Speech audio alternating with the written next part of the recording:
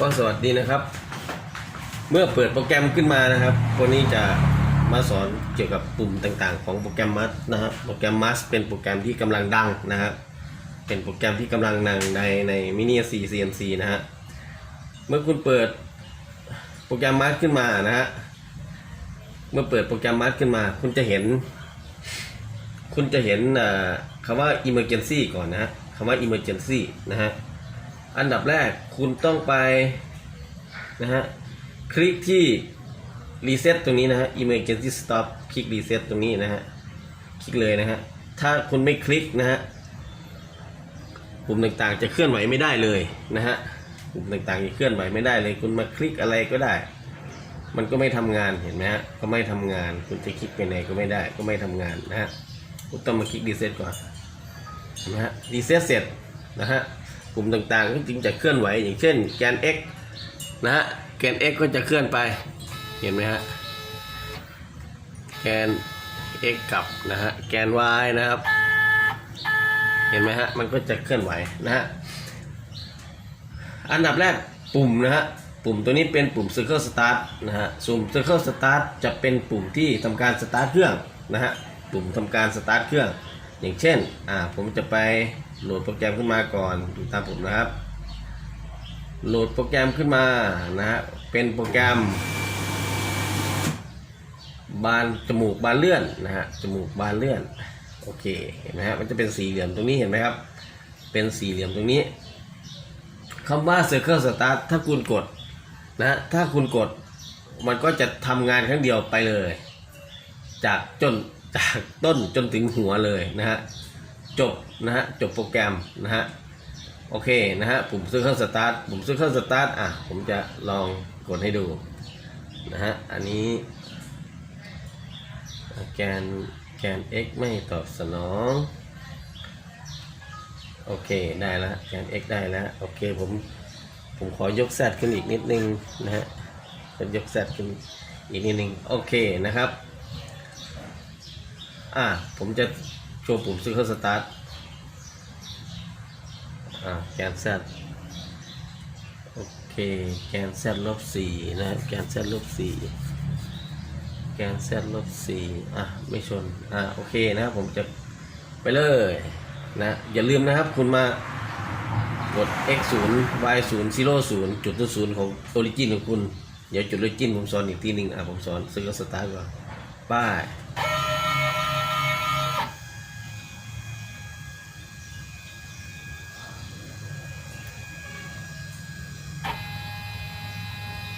ก็จะวิ่งไปนะฮะก็จะวิ่งไปCircle Startรอบเดียวจบนะฮะรอบเดียวจบนะมันก็จะขึ้นมาM30ก็จะกลับขึ้นไปอีกครั้งหนึ่งปุ่มที่2 Feed Hold เมื่อคุณวิ่งไปได้ระยะหนึ่งแล้วคุณเกิดปัญหาอะไรก็ช่างคุณไม่แน่ใจนะอย่างเช่นผมกดControl Start อย่างที่เกี่ยวผมไม่แน่ใจละผมกดFeed Holdมันก็จะหยุดจุ๊บเห็นไหมฮะมันก็จะหยุดเลยFeed Holdเผื่อให้มันตรงจุด0หรือเปล่านะฮะถ้าคิดว่ามันตรงแล้วนะถ้าคิดว่ามันตรงแล้วคุณก็กดที่Circle Startได้เลยมันก็จะเริ่มทำงานต่อเห็นไหมฮะอันนี้ปุ่มFeed Holdนะฮะให้มันจบแกมก่อนนะฮะFeed Hold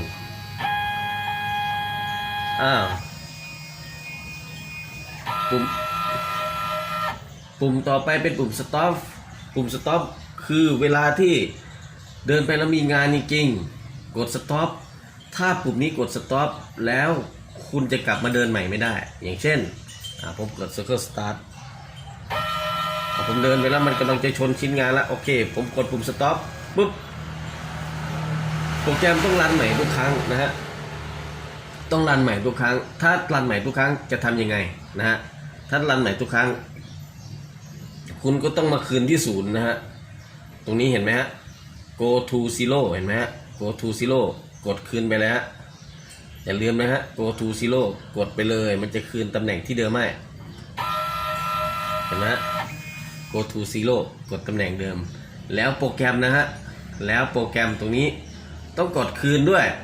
คืนหัวโปรแกรมไอ้ที่คืนหัวโปรแกรมนี้คือใช้คำว่ารีมันเรียกว่ารีวินนะรีวินอะไรมันรีวินรีไว้เนี่ยแหละกดไปครั้งหนึ่งมันก็จะขึ้นที่หัวละเห็นไหมฮะอย่าลืมนะคำสั่ง stop ไม่เหมือนกันนะฮะโอเคคำสั่งต่อไปนะฮะคำว่า edit เอาไว้แก้ไขนะฮะ edit G code ตรงนี้เอาไว้แก้ไขเห็นไหมฮะกดปุ๊บมันก็จะขึ้นมาตัวนี้เอาไว้แก้ไขอะไรล่ะนะฮะเมื่อกี้แซดผม-4 -4ผมเหลือเป็น-3ก็ได้เห็นไหมฮะเมื่อกด edit กดเสร็จนะฮะคุณก็เซฟกดคำสั่งเซฟเสร็จปิดไปได้เลยนะฮะเห็นไหมฮะแซดมันก็จะเห็นไหมฮะมันก็จะเซฟให้อัตโนมัติแซดก็จะลงแค่เห็นตัวนี้ไหมฮะ-3ถามว่า recent ไฟล์คือไฟล์ปัจจุบันนะฮะอันนี้ปิดไฟล์ถ้าคุณจะโหลดไฟล์ใหม่คุณก็ต้องกดไฟล์ตัวนี้ปิดนะฮะต่อไปโหลด G code ตัวนี้นะฮะคุณก็จะโหลดไฟล์ G code มาอย่างเช่นคุณคลิกปุ๊บมันก็จะให้คุณโหลดอันไหนมาก็ได้มีไฟล์ที่คุณทำ G code ไปแล้วจาก ArtCam เดี๋ยว ArtCam ผมสอนอีกทีนึงนะฮะโอเคคุณก็โหลดมาเห็นไหมฮะ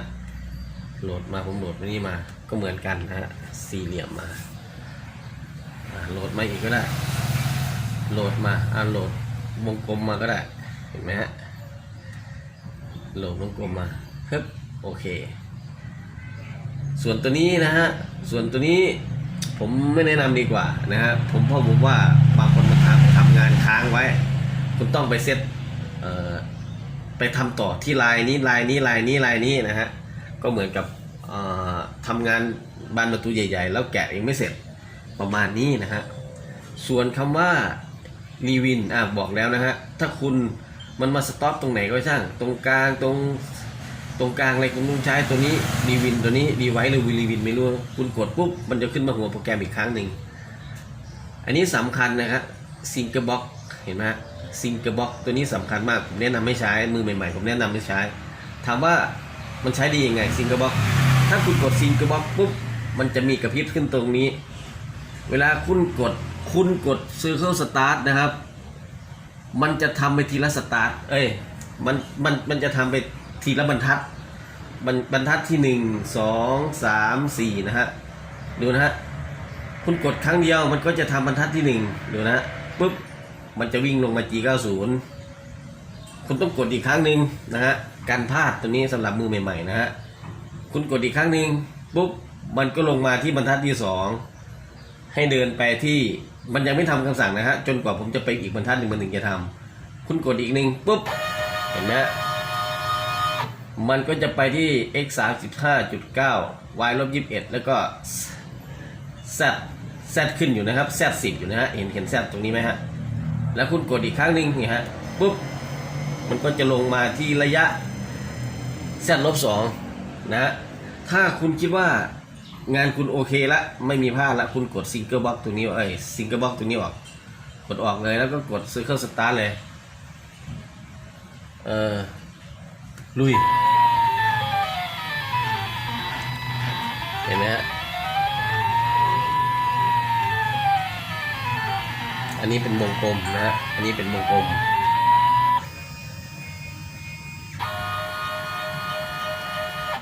เห็นไหมฮะโอเคนะฮะ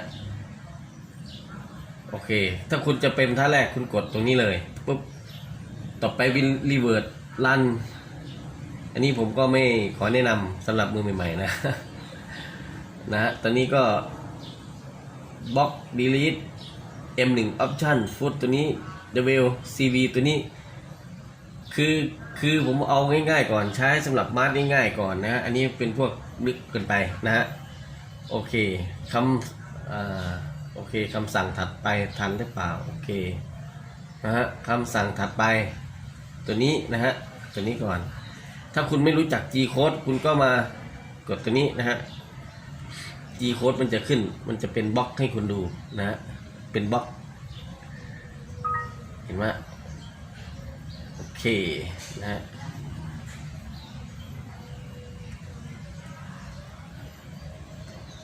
โอเคผมกดบันทึกต่อโอเค G code ตัวนี้ส่วนตัวนี้เป็น M code นะ M code ก็กดดูได้เห็นไหมลักษณะ M code มันก็จะบอกว่า M0 คือรายโปรแกรม stop M1 option โปรแกรม M2 print โปรแกรม M4 M3 M5 นะครับ M02 โปรแกรม N จบโปรแกรมนะฮะโอเคต่อไปนะฮะมาที่หน้านี้นะฮะสมมุติคุณเดินไปได้ครึ่งหนึ่งแล้วโอเคผมสต็อปผมหยุดโปรแกรมละผมคิดว่าโปรแกรมน่าจะมีปัญหาละนะฮะโปรแกรมน่าจะมีปัญหาละผมกดสต็อปเมื่อผมหยุดสต็อปเสร็จผมต้องเอาโปรแกรมขึ้นไปรีไว้รีวินประมาณนี้รีอะไรก็อย่างรีวินนะฮะกดโปรแกรมขึ้นไป00ละขึ้นไปบนหัวละ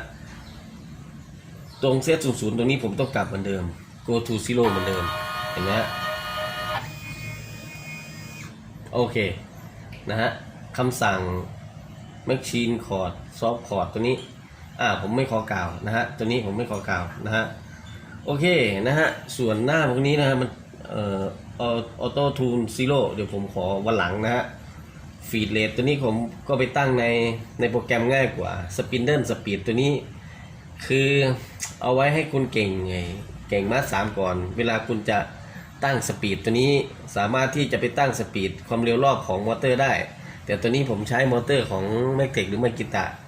ซึ่งไม่ได้ต้องตั้งความเร็วมอเตอร์เท่าไหร่นักก็คือเสียบปลั๊กลุยเลยนะฮะทำไปยากๆปวดหัวนะฮะตัวนี้ Spindle Feed Rate ส่วน Tune Information ตัวนี้ผมขอที่หลังวันนี้จะมีมาแนะนำอีกตัวอย่างหนึ่งก็คือตัวนี้ครับจ็อกนะฮะจ็อกโหมดกดที่แท็บนะฮะมันจะขึ้นมาอะไรเห็นไหมฮะจ็อกโหมดนี่ใ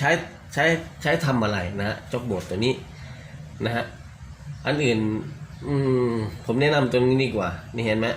เซอร์เคิลจ็อกตัวนี้นะฮะเวลาเรากดแกน X นะฮะกดแกน X มันก็จะเดินไปทีละประมาณ1 มิลเขาเขียนไม่1 มิลผมกดไปนี่ถึง1 มิลผมก็ตั้งค่า1 มิลเห็นไหมฮะแกน Z แกน X ดีกว่าเห็นไหมฮะจริงๆบอลสกูผมเป็น1605รอบหนึ่งมันจะได้5 มิลรอบหนึ่งมันจะได้5 มิลมันก็คือแปลว่า1/5ของรอบดูนะฮะคุณว่ามันมิลหรือเปล่าผมก็ไม่แน่ใจ ติดต่างว่ามิลแล้วกันนะเชื่อเขานะฮะติดต่างว่ามิลแล้วสำหรับปุ่มนี้นะเวลามันเดินเร็วเกินไปนะฮะเวลาคุณจ็อกเร็วเกินไปคุณก็มาลดความเร็ว slow jog rate ลงนะฮะตัวนี้มันก็จะช้านิดนึงช้าลงประมาณ 55% เห็นไหมฮะเสียงดังตืดแล้วตัวนี้นะครับ circle jog step ตัวนี้คืออะไรรู้ไหมฮะ circle jog step ตัวนี้Circle Jog Step ตัวนี้ก็คือนะฮะถ้ามัน1 มิลคุณคิดว่าถ้าแกน x แกน y ไม่น่าจะมีปัญหาแต่ถ้าแกน z สมมติถ้าคุณจะลงแกน z ผมติดต่างผมลงแกน z แล้วกัน z บวกมันz ลบสิ z ลบลงมาเห็นไหมฮะเวลาคุณจะเซตศูนย์คุณกลัวว่าถ้าอีกสเต็ปหนึ่งมันคงจะกินงานคุณก็มากดตัวนี้ลงให้เป็น Circle Jog Stepมันจะเป็นจาก1 มิลมันจะเหลือ 0.1 มิลเห็นไหมฮะเหลือ 0.1 มิลนะฮะ 0.1 มิลก็คือคล้ายๆว่าอย่างเช่นผมเทสนะผมลงแกน Z ติดลบผมลงใกล้หรือยังใกล้แล้วผมใกล้จะเซต 0Z ได้แล้วผมก็มากดตัวนี้ให้เป็นเมื่อกี้มันรอบหนึ่ง1/5รอบเท่ากับ1 มิลผมให้มันลงนิดอีก 0.1 มันก็ลงนิดนึงเอาบวกก่อนดีกว่าเพื่อความชัวร์จริงมันต้องอย่างนั้นนะจริงมันต้องอย่างนั้นนะ บางครั้งก็ต้องดูความละเอียดของมอเตอร์ด้วยนะครับมา 0.1 ได้หรือเปล่านี่ฮะตามสเต็ปมันต้องเป็นอย่างนั้นนะฮะโอเคเห็นไหมฮะจบตึ๊บถ้าคุณใกล้จะถึง0 เซตแล้วคุณมากดตัวนี้มันจะกินไปทีละนิดทีละหน่อยนะฮะเมื่อคุณได้แล้วกดบวกขึ้นไปไม่ใช่บวกซัดนี่ก็บอกว่า 0.1 นะน่าจะอะไรผิดพลาดสักอย่างตามนั้นนะครับตามนั้นก็ประมาณนี้ตัวนี้ครับจ็อกแกน x แกน y y บวกy บวก y ลบ y ลบ x ลบนะฮะ x บวกนะฮะกดปุ่มกดที่ปุ่มแท็บนะฮะกดที่ปุ่มแท็บนะครับตัวนี้กดที่ปุ่มแท็บนะครับตัวนี้ก็จะง่ายๆมากนะฮะโอเคดูฟีเลียตัวนี้ผมจะใส่สัก50จะได้หรือ50ไม่ได้MPG โหมด MPG โหมดนี่ในง่ายจะเป็นอะไรนะแฮนด์วิวนะฮะโหมดแฮนด์วิวนะฮะก็คือเอาง่ายๆคุณมาทำตรงนี้แล้วกันนะฮะมาทำตรงนี้นะโหมดตัวนี้ถ้าคุณจะปิดไปคุณก็กดที่แท็บอีกครั้งหนึ่งนะฮะกดไม่อีกครั้งนึงมันก็จะมานะฮะ